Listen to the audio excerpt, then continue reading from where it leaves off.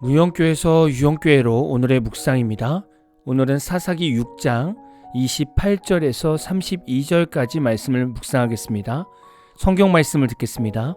그 성읍 사람들이 아침에 일찍이 일어나 본즉 바알의 제단이 파괴되었으며 그 곁에 아세라가 찍혔고 새로 쌓은 제단 위에 그 둘째 수소를 들였는지라. 서로 물어 이르되 이것이 누구의 소행인가 하고 그들이 캐어 물은 후에 이르되 요아스의 아들 기드온이 이를 행하였도다 하고, 성읍 사람들이 요아스에게 이르되 내 아들을 끌어내라. 그는 당연히 죽을지니 이는 바알의 제단을 파괴하고 그 곁에 아세라를 찍었음이니라 하니, 요아스가 자기를 둘러선 모든 자에게 이르되 너희가 바알을 위하여 다투느냐? 너희가 바알을 구원하겠느냐? 그를 위하여 다투는 자는 아침까지 죽임을 당하리라.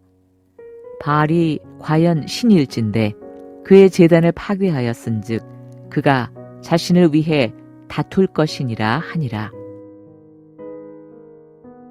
그날의 기드온을 여룻바알이라 불렀으니 이는 그가 바알의 제단을 파괴하였으므로 바알이 그와 더불어 다툴 것이라 함이었더라. 사람들은 언제 화를 낼까요?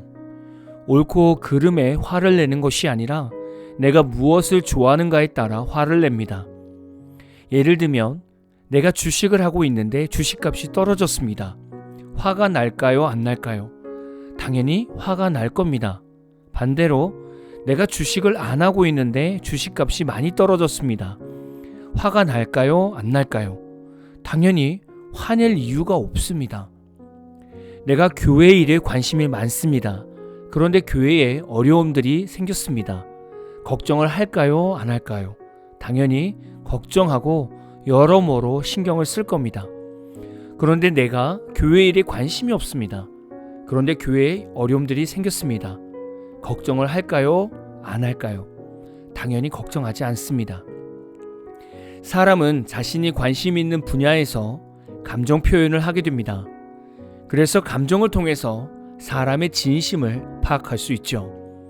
어떤 사람을 알아가고 그 사람을 제대로 알려면 많은 상황을 그 사람과 함께 해봐야 그 사람이 무엇에 관심이 있고 어떤 일에 예민한지를 알게 됩니다. 오늘 말씀을 보면 기드온이 하나님의 말씀에 순종하여 아버지 요아스에게 있는 바알의 제단을 파괴하고 곁에 아세라 목상을 찍어버렸습니다. 그리고 아버지가 구별해 놓은 둘째 숫소를 하나님께 번제로 드렸습니다. 오브라 사람들이 바알의 제단이 파괴되고 아세라 목상에 찍혀 있는 것을 보고 화를 냈습니다. 그리고 이런 행동을 한 사람을 찾게 되죠. 범인이 기드온이라는 말을 듣고 사람들은 요아스에게 내 아들을 끌어내서 당연히 죽여야 되는 것 아니냐며 화를 냈습니다. 여기서 조금 뭔가 이상하지 않습니까? 지금 이들은 이스라엘 백성들입니다. 그런데 지금 무엇 때문에 화를 내고 심지어는 무엇 때문에 기드온을 죽이려고 했습니까? 바알의 제단을 파괴하고 아세라 목상을 찍어버린 것 때문에 오브라 사람들이 화를 냈고 이 일로 기드온을 죽이려고 했습니다. 오브라 사람들에게 하나님의 백성이라는 작은 신앙 양심이 남아있었다면 기드온에게 화를 내는 것이 아니라 오히려 회개하면서 우리가 우상을 깨뜨렸어야 했는데 그렇게 하지 못했다고 자백하며 기드온을 격려해 주었어야 했습니다. 이것이 이스라엘 백성으로서 마지막 신앙 양심이라고 봅니다. 그런데 화를 낸 것으로 보아 오브라 사람들은 무엇에 치우쳐 있었습니까? 바로 가나안의 우상인 바알을 깊이 숭배하고 있었음을 알 수 있습니다. 우리는 이렇게 사람들이 무엇에 관심을 갖고 사는지를 다양한 반응을 통해서 알 수 있습니다. 기드온은 하나님의 뜻을 행하고도 오브라 사람들에게 죽임을 당할 뻔했습니다. 우리는 때론 성경 말씀으로 하나님의 뜻을 순종하지만 순종하고 나서 항상 좋은 결과만 오는 것은 아닙니다. 생각보다 많은 성도들에게 비난을 받고 핍박을 받을 수 있습니다. 예를 들면 교회의 직분을 세상적인 직분처럼 생각하고 직분을 받으려고 애쓰는 성도가 있습니다. 그리고 하나님이 주시면 받고 안 주시면 있는 곳에서 순종하겠다고 생각하는 성도가 있습니다. 직분에 신경 쓰고 있는 성도는 어떻게든 교회에서 중직자가 돼보려고 여러 봉사도 하고 헌금도 많이 드리고 목회자들한테도 잘 보이려고 했습니다. 그런데 연말에 중직을 받지 못하게 된 것이죠. 반대로 어떤 이는 하나님이 직분을 주시는 대로 그냥 순종하겠다고 생각하면서 주어진 사역을 열심히 했는데 연말에 중직을 맡게 된 것이죠. 이럴 때 가장 화가 나는 성도는 누구입니까? 직분에 목숨을 건 성도가 가장 화를 많이 낼 것입니다. 직분으로 화를 내는 성도는 하나님께서 직분을 세우는 것을 인식하지 못하고 사람인 목회자가 세운다고 생각하고 목회자에게도 서운해하고 중직을 위해 노력하지 않은 성도를 질투하게 될 것입니다. 이런 사례가 교회들 안에서 정말 많습니다. 이런 상황일 때 성숙한 성도는 내가 부족하여 중직을 받지 못했나 보다 라고 인정하고 그저 주어진 사명에 열심을 다하게 됩니다. 그리고 생각지도 않은 중직을 받게 된 성도는 하나님의 특별한 계획이 있어서 나에게 중직을 주었으니 다른 성도의 목까지 더 열심히 주를 위해 헌신해야겠다고 결단을 하게 될 것입니다. 이것이 참 아름답고 성숙한 성도의 모습일 겁니다. 그런데 이렇게 되는 성도들이 많지 않습니다. 말은 하나님의 뜻이 있으면 중직을 주실 것이라고 하지만 실질적으로 받지 못하면 얼마나 목회자를 욕하고 자기 대신 중직을 받는 성도에 대해서 얼마나 비판하는지 모릅니다. 우리는 오늘 말씀을 보면서 내가 교회에서 화를 내는 주제들이 있다면 내 자신이 왜 교회 안에서 아무것도 아닌 것에 화를 낼까를 돌아보아야 합니다.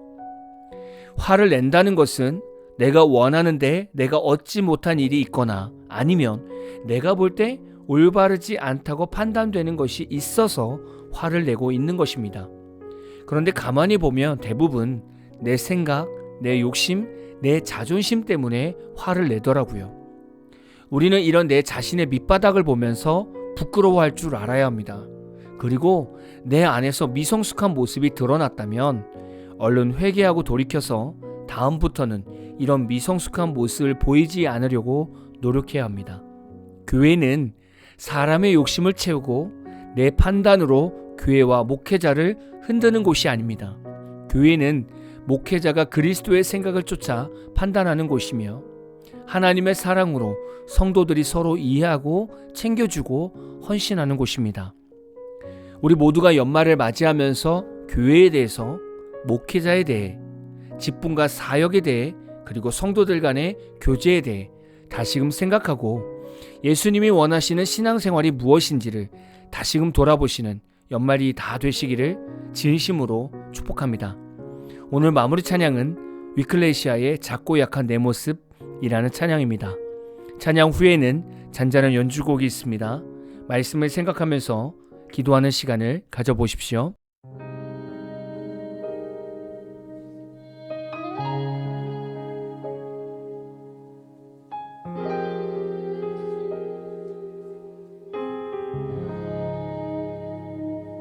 작고 약한 내 모습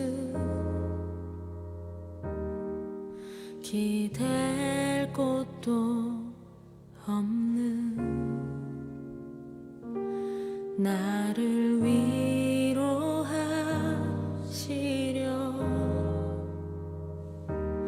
교회를 세우셨네. 주님은 하시네.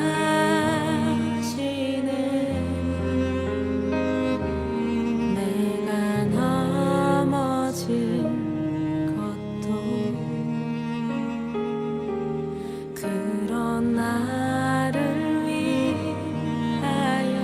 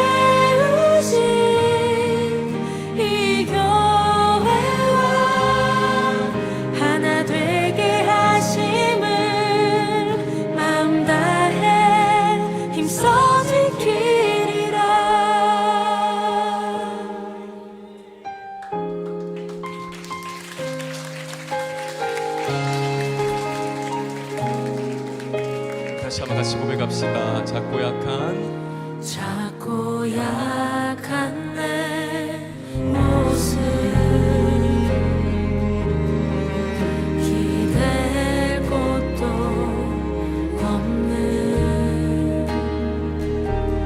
나를 위로하시려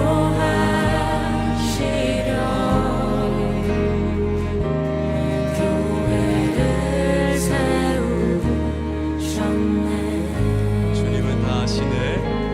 주님은 다 아시네. 내가 넘어질 것도 그런 나를 위하여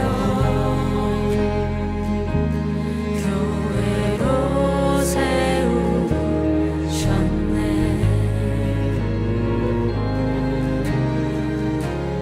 우리 모여 사랑할 때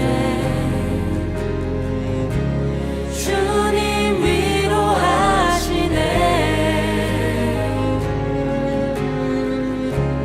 우리 함께 기도할 때 회복을 이루시네.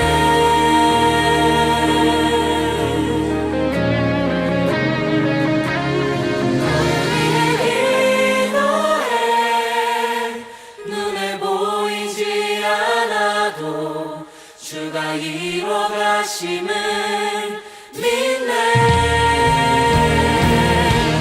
주께서 세우신 이 교회와 하나 되게 하심을 맘 다해 힘써 지키리라. 너를 위해 기도해 눈에 보이지 않아도 주가 이뤄가심을 믿네. 주께서 세우신 이 교회와 하나 되게 하심을 맘 다해 힘써 지키리라. 너를 위해 기도해 눈에 보이지 않아도 주가 이뤄가심을 믿네.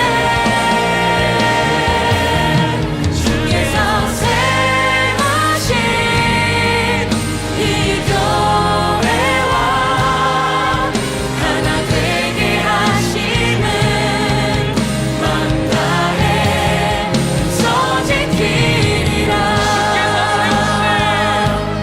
주께서 세우신 이 교회와 주께서 세우신 이 교회와 주께서 세우신 이 교회와 하나 되게 하심을 맘 다해 힘써 지키리라.